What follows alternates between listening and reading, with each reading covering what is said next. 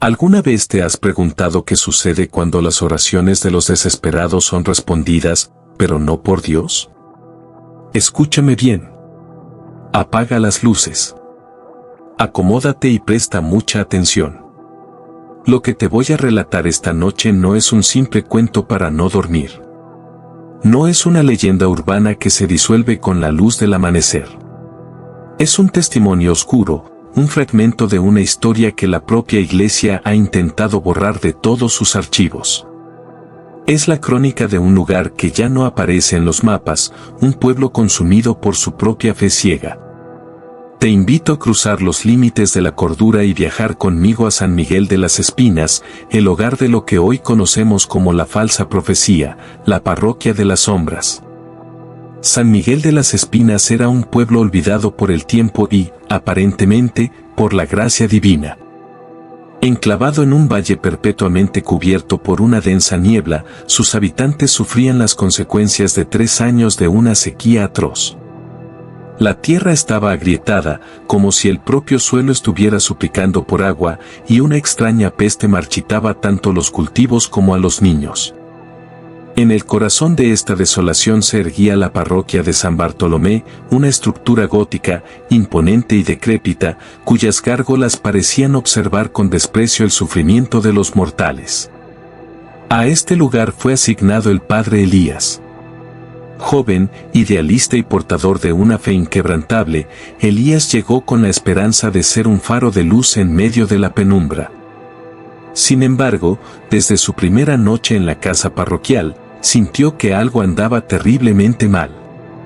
El aire dentro de la iglesia era denso, pesado, impregnado de un olor que no era a incienso ni a cera de abejas, sino a cobre antiguo, a sangre seca. El único apoyo del padre Elías era Sor Valeria, una monja anciana y completamente ciega que llevaba décadas en la parroquia. A pesar de no tener ojos, Sor Valeria veía cosas que nadie más podía. Su mirada lechosa solía fijarse en rincones vacíos, y sus manos temblaban constantemente mientras desgranaba su rosario. Todo cambió una noche de noviembre. El viento aullaba como una bestia herida golpeando las gruesas puertas de roble de la iglesia. El padre Elías, incapaz de dormir, bajó a la nave principal para rezar. Fue entonces cuando escuchó un susurro. No era el viento. Era una voz infantil, resonando desde el lugar más prohibido de la iglesia, la cripta subterránea, cerrada con pesadas cadenas de hierro desde hacía más de un siglo. Con el corazón latiendo desbocado y armado solo con un candelabro, Elías descendió por las resbaladizas escaleras de piedra. Al llegar al pie de la cripta, la cadena de hierro yacía en el suelo, fundida, como si un calor infernal la hubiera derretido. Dentro, iluminado por una luz mortecina y azulada, encontró a un niño. Era Mateo, un huérfano de 9 años que vivía en las calles del pueblo. Pero Mateo no estaba solo. Estaba arrodillado frente a una antigua efigie de piedra, acariciando el cadáver de un cuervo. Elías corrió hacia él, horrorizado, pero se detuvo en seco. Ante sus propios ojos, el niño susurró palabras en un idioma antiguo, gutural, un sonido que hizo que los tímpanos de Elías zumbaran con dolor. El cuervo muerto se convulsionó. Sus huesos crujieron. Sus plumas, antes marchitas, recuperaron un brillo aceitoso. El pájaro se puso en pie, pero no voló. Se giró hacia Elías, con los ojos completamente blancos, y emitió un graznido que sonó como un lamento humano. Mateo se levantó, miró al sacerdote con una calma perturbadora y dijo con una voz que resonó en 2 tonos distintos, uno agudo y otro profundamente grave: el Señor de las profundidades ha escuchado. La sed será saciada. La carne será curada. A la mañana siguiente, el milagro, o lo que los aldeanos creyeron que era un milagro, se esparció como un incendio forestal. La plaza del pueblo bullía. Mateo había caminado por las calles tocando a los enfermos. Y la gente sanaba. Un anciano tullido que no había caminado en 10 años se levantó de su silla. Una mujer con tumores que le deformaban el rostro vio cómo estos desaparecían bajo las manos del niño. La sequía terminó esa misma tarde, cuando una lluvia negra y cenicienta comenzó a caer, llenando los pozos secos del pueblo. La parroquia de San Bartolomé se llenó a rebosar. Los aldeanos ya no miraban al padre Elías. No miraban al altar de Cristo. Miraban a Mateo, a quien sentaron en un trono improvisado frente al púlpito. Lo llamaban el niño profeta. Las donaciones de oro y joyas, cosas que los pobres campesinos habían escondido durante generaciones, llovían a sus pies. El fervor religioso era embriagador, sofocante, histérico. Pero el padre Elías veía la aterradora verdad oculta detrás del milagro. Observó a los curados. Sí, el anciano caminaba, pero sus movimientos eran espasmódicos, como los de una marioneta con los hilos tensos. Su piel estaba fría al tacto y ya no parpadeaba. La mujer curada de los tumores ya no hablaba, simplemente se paraba en las esquinas, mirando fijamente a la nada con una sonrisa rígida, casi grotesca, que nunca abandonaba sus labios. Los pozos se habían llenado, es cierto, pero el agua sabía a sal y a ceniza, y los animales que la bebían amanecían destripados desde adentro. Era la obra de una falsa profecía. Un milagro de putrefacción disfrazado de bendición divina. Desesperado, el padre Elías buscó a Sor Valeria en su pequeña celda. La encontró acurrucada en una esquina, con las manos sangrando de tanto apretar su crucifijo de madera. «Padre», susurró la anciana monja, con lágrimas de sangre deslizándose por sus mejillas arrugadas. «No es luz lo que inunda este lugar. Es un abismo que tiene hambre. No es Dios quien responde a sus oraciones. Han despertado a la sombra que dormía bajo los cimientos. El niño es solo la puerta». Elías, comprendiendo la magnitud de la tragedia, decidió actuar. Esperó a que cayera la noche. Mientras el pueblo entero dormía en un letargo antinatural, descendió nuevamente a la cripta. Esta vez, fue más profundo, más allá de las tumbas de los primeros sacerdotes. Descubrió un pasadizo secreto que conducía a una caverna natural bajo la iglesia. Allí encontró la espantosa verdad.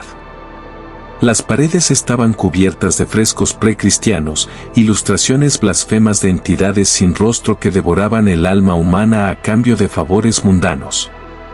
La iglesia no fue construida allí para bendecir la tierra. Fue construida como un peso, como un sello monumental sobre una herida abierta en la realidad para contener a una entidad antigua. Y el dolor colectivo, la desesperación y los rezos equivocados del pueblo habían servido como la llave para abrir ese sello.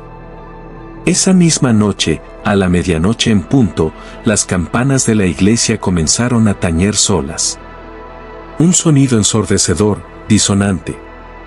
El padre Elías subió corriendo a la nave principal y se encontró con una escena sacada del rincón más oscuro del infierno de Dante. La iglesia estaba iluminada por cientos de velas negras. Todo el pueblo estaba allí, pero no rezaban a Dios. Estaban arrodillados frente a Mateo, quien levitaba a 1 metro del suelo, con los ojos vueltos hacia atrás, destilando una sustancia viscosa y negra. Los aldeanos, inmersos en un trance hipnótico, cantaban letanías en aquel idioma prohibido y gutural. Pero lo más horrendo no era eso. Eran las sombras. Las sombras proyectadas por las velas no obedecían a los cuerpos físicos. Las sombras de las columnas, de los bancos, de los propios feligreses, se alargaban, se retorcían y se desprendían de las superficies. Eran entidades tridimensionales de oscuridad sólida. Lentamente, estas sombras serpentearon hacia los aldeanos. Vi a madres abrir la boca de forma antinatural, desgarrándose las comisuras de los labios, para permitir que esas sombras negras reptaran por sus gargantas, invadiendo sus cuerpos, devorando su humanidad. El altar mayor estaba profanado. El Cristo crucificado, esculpido en madera antigua, se había retorcido. Su cabeza estaba girada 90 grados, mirando directamente a la multitud. Su rostro pacífico había sido reemplazado por una sonrisa sádica, llena de dientes afilados como agujas, y de sus heridas no manaba sangre roja, sino un lodo oscuro y burbujeante. «Deteneos. En el nombre de Dios, deteneos», gritó el padre Elías, alzando en alto un crucifijo de plata y una botella de agua bendita. Corrió por el pasillo central arrojando el agua. Pero apenas las gotas benditas tocaban el aire de la iglesia, siseaban, hervían y se transformaban en cenizas antes de tocar el suelo. Mateo giró su cabeza hacia el sacerdote. No fue un movimiento humano, su cuello crujió con el sonido de ramas secas rompiéndose. La voz que salió de la boca del niño hizo temblar los vitrales de la parroquia. Tu Dios no tiene jurisdicción aquí, pequeño sacerdote. Ellos nos llamaron. Ellos nos dieron su miedo, su dolor, su fe ciega. Y nosotros, hemos respondido. La parroquia de las sombras ha reclamado su rebaño.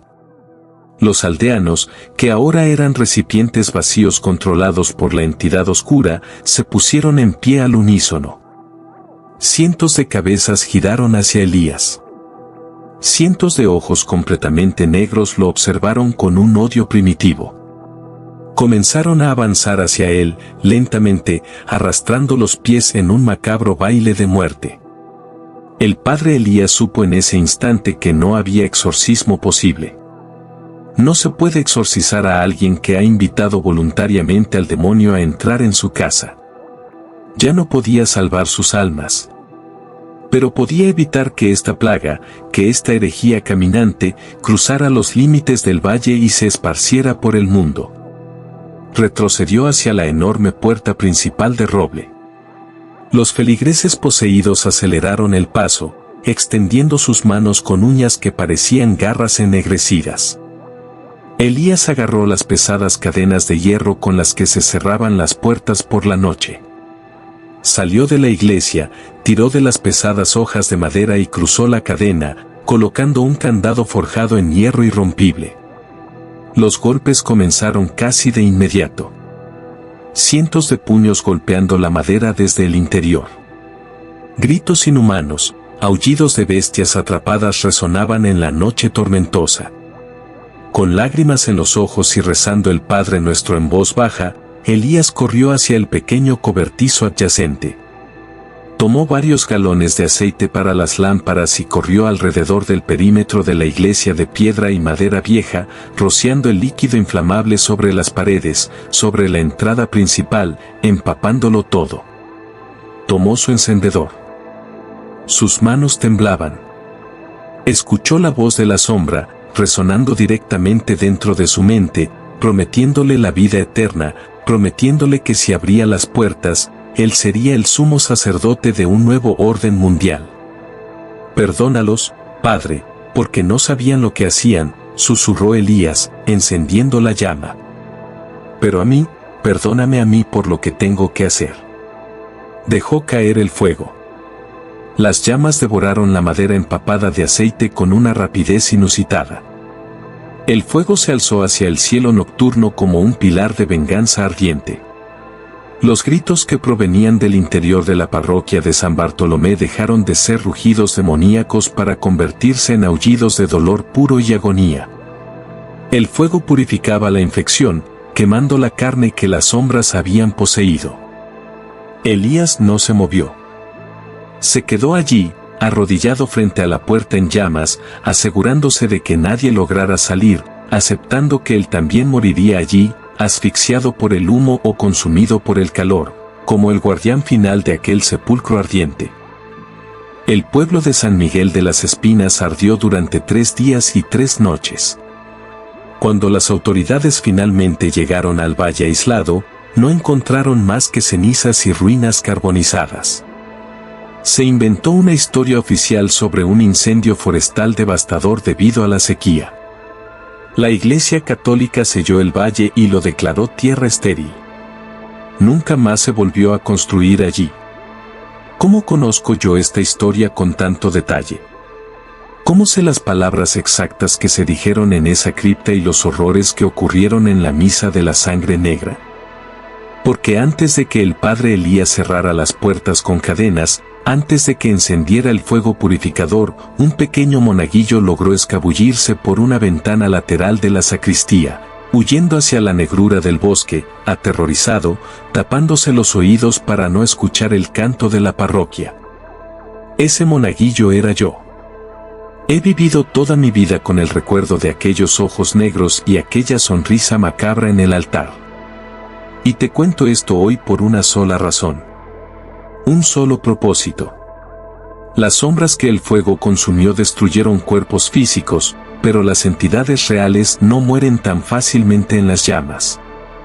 Simplemente son expulsadas, de vuelta al éter, buscando una nueva grieta, un nuevo dolor, una nueva desesperación de la cual alimentarse. Así que escúchame bien. Si alguna vez, en el silencio de la noche, oras con tanta fuerza que te duele el pecho.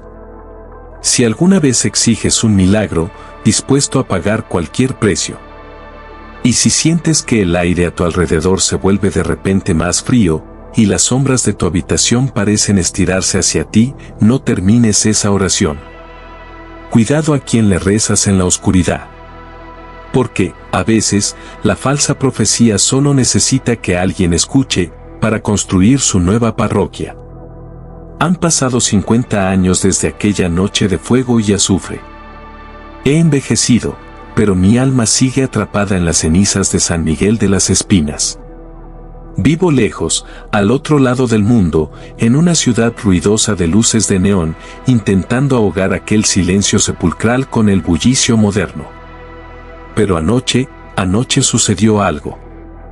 Mi nieto, de apenas 7 años, entró a mi habitación de madrugada.